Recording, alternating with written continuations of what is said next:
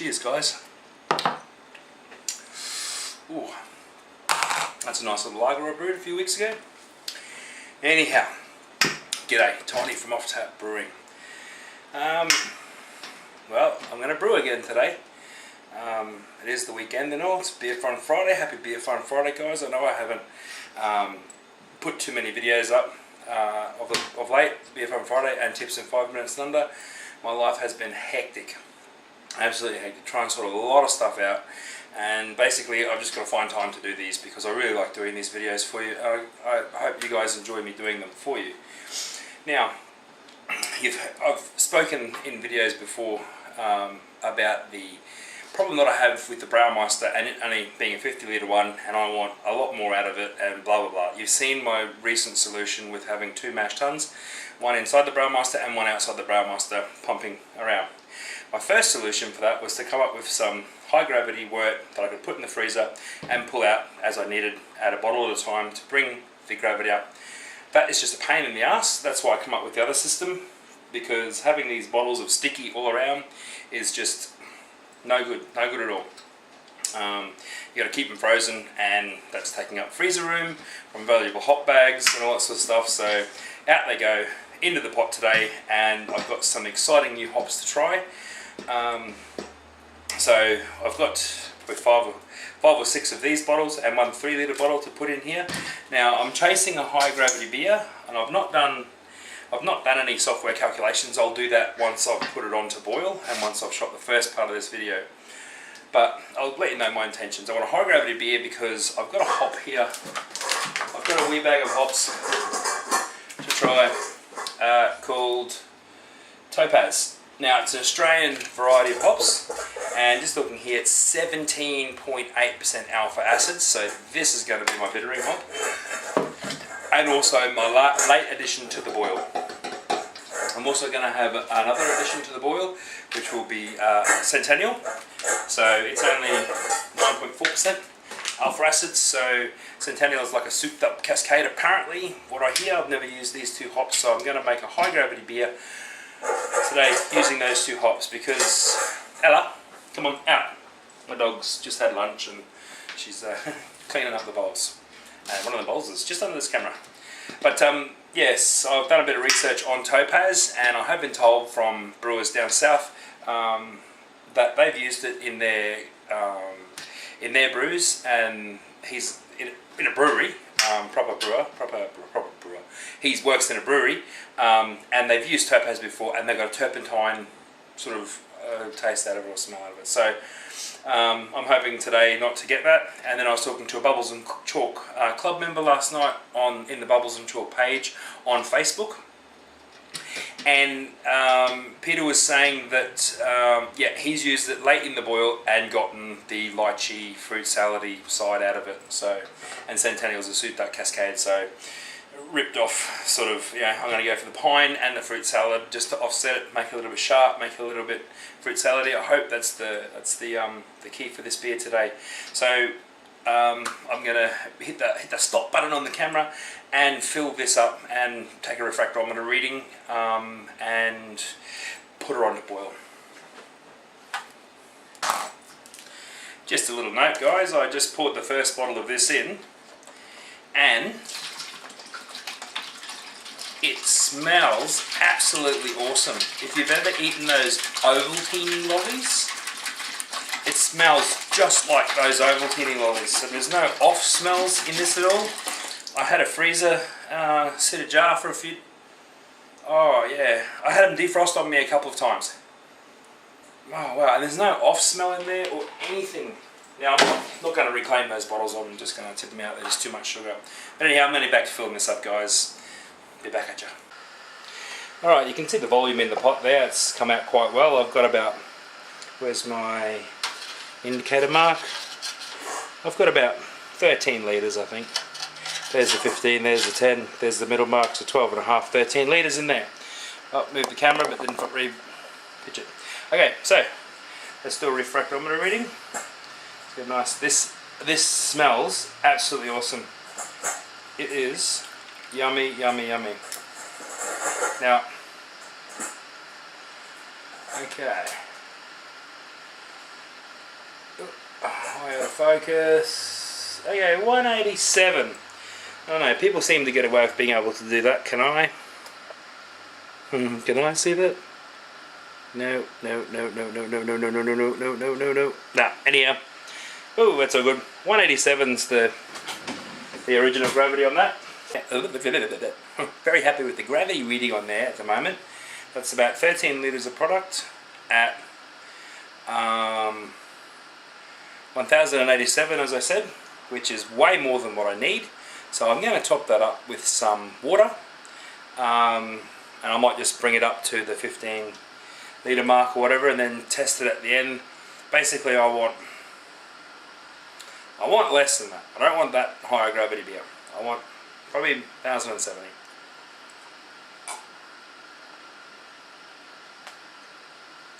Yeah. So I'll just top that with some water.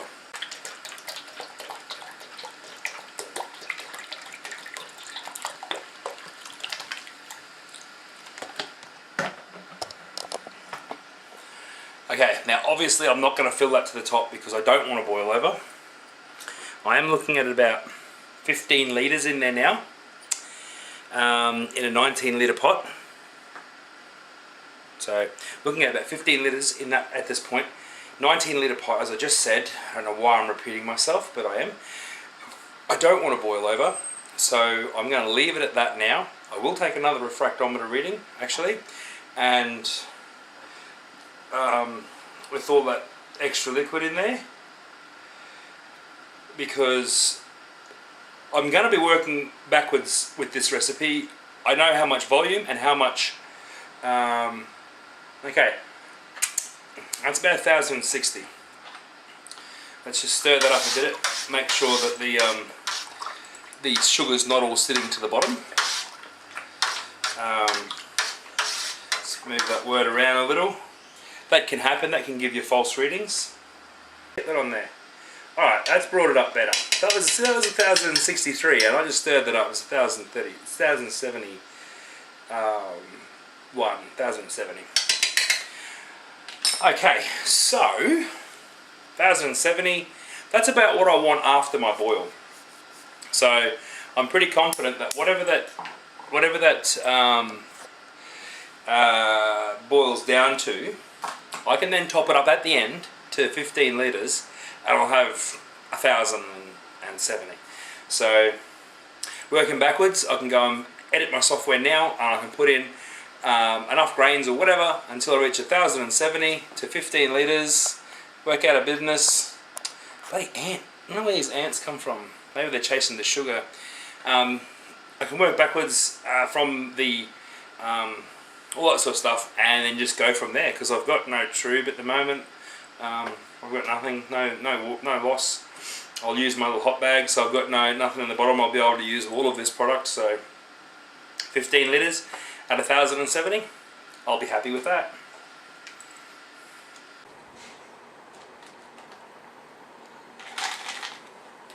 That's an awesome boil, guys. An absolutely awesome boil. I've got 25 grams here of Topaz for the bittering, and I'll tell you what, this, guys, wow, this is resiny stuff. This is very, very sticky. Wow, that's awesome. That's that's mad stuff. I was going to use a sock for all this stuff, but the amount of hops that I actually have to add isn't that much. So I've written a software, I've written a program, and I'm going for 78.5 IBUs and a 6 point, original gravity of 1071 and final gravity of 1021, so we'll see what that actually comes out at. But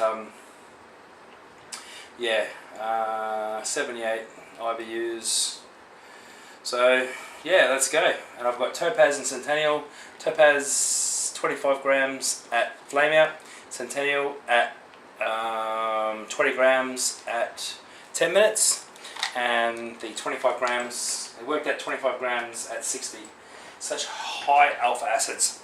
I think I might just get bags of this just to for bitterness. Alright, let's go. See what we can see there. See if this gets a boil over. Okay. Let's start that old timer. Now this is my little tiny brewer pot, which is available to people when they come over for brew days to buy. It's a very cheap way of brewing on your countertop. So if any local guys out there watch my videos and want a very, very small footprint brewing, this is the way to go. Ooh, the smell's coming off that. Let's let me tell you what I think. Oh, it's very resiny. Oh, very resiny. I think if I stood here for 10 minutes I'd have the resin all over my face. It's very... It's not like Galaxy. I've been bittering with Galaxy lately, just because of the such high alpha acids and the amount you have to use, and it's a very different smell to Galaxy.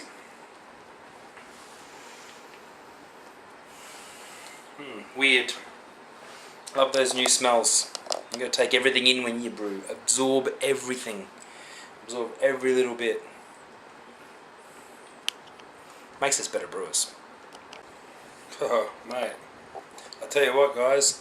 I didn't need to be standing in front of that steam as it was blowing out that way. It's all over me. I can taste it in my mouth. That is the resiniest, highest alpha acid hop I've ever put into a beer. 17.9. And I can feel that shit. That is awesome, awesome stuff. I dare say I'll be using it again. But you know, the test will be whether I'm just using it as a bittering hop or going for its aroma. Alright, I've just measured out the Centennial. It's another hop I've never used before. I'm going 25, 25, 25. So 25 Topaz, 25 Centennial at 10, and 25 of Topaz at flame out late in the boil. Now the 25 of the Topaz, as I mentioned, the resin, now I've been sitting away from this pot, but I've got the door open here behind me, the window open here, I've got the fan above me on, and I am just covered in resin. This is a very resiny hop. This is unbelievable. So yeah, the 25, 25, 25 is what I'm going with. And you know, I think it'll be a good brew. Super Cascade and Topaz. Let's see how it works out. And now I'm 5 minutes from the 10-minute edition, so you don't need to see putting hops in, do you? Do you want to see putting hops in? I don't know. It's a cup. I just put hops in with the cup. Just tip them in, they fall in, they boil. I don't know. Do you need to see that? Alrighty, back at the brew. What I'm doing now is I'm just topping up my water volume back to the 15 litres. I'm using boiling water. Hopefully I've got enough in the kettle. Oh, not really. My brew volume. There we go. I think I'm there. Let's have a look. Guesstimation. Yeah, I think I'm there, guys. Alright, I'm going to add this straight to a fermenter, and I'm going to put this, no I'm not, I'm going to whirlpool. That's what I'm going to do. I'm going to whirlpool this sucker. I'm going to whirlpool with an egg flip.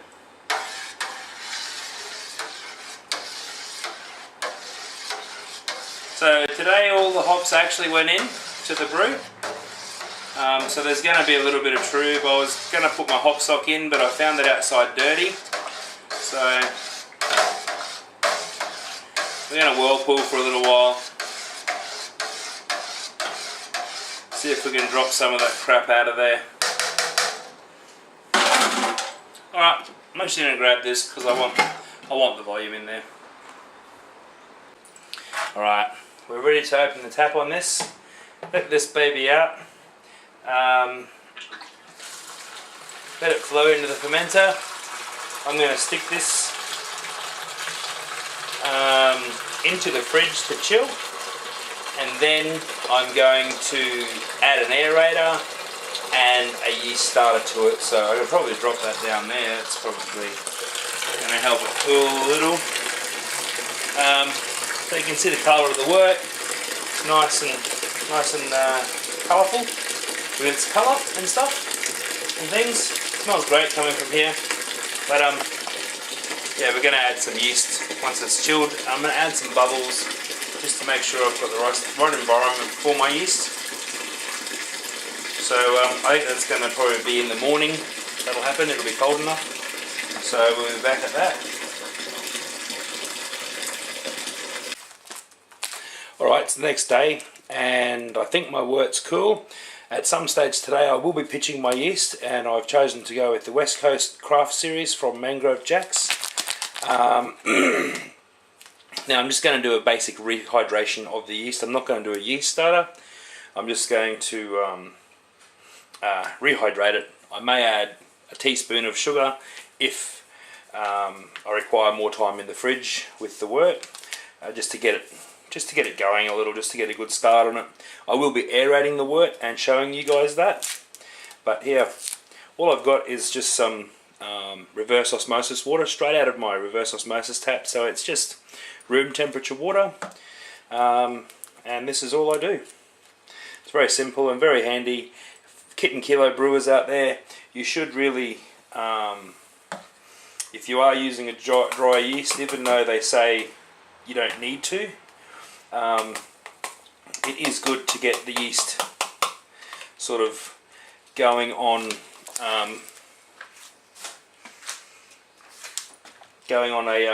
good hydration level before adding them to your brews. So I'm just going to cover that with a bit of the old Gladdy, just like so.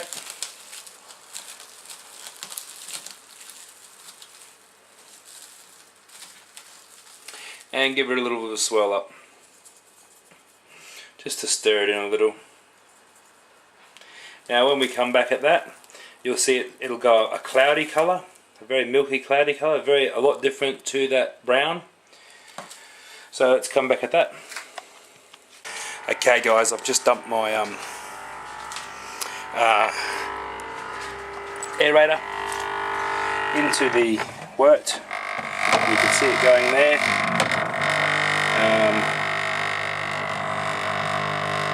You don't need very long with these, so I basically just leave those in there until my yeast is ready. Now that of course is clean and sterilised and all that sort of stuff. So we'll start looking at this yeast.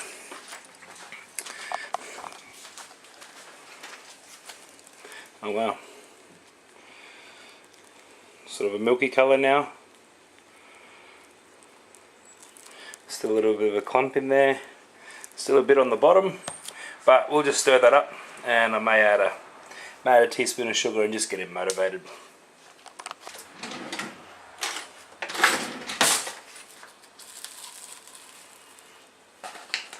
Now, this is a very easy way to create a yeast starter, guys, or rehydrate your yeast.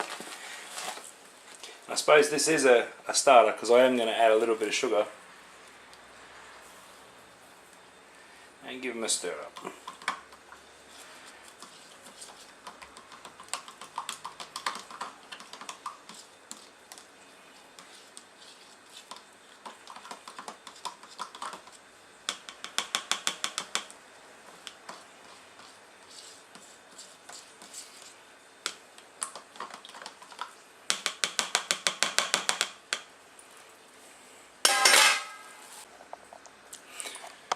Always remember, guys, when working with yeast or anything that's going to touch your yeast, to be very clean, very mindful of what you're doing. It's quite easy to stuff this bit up right now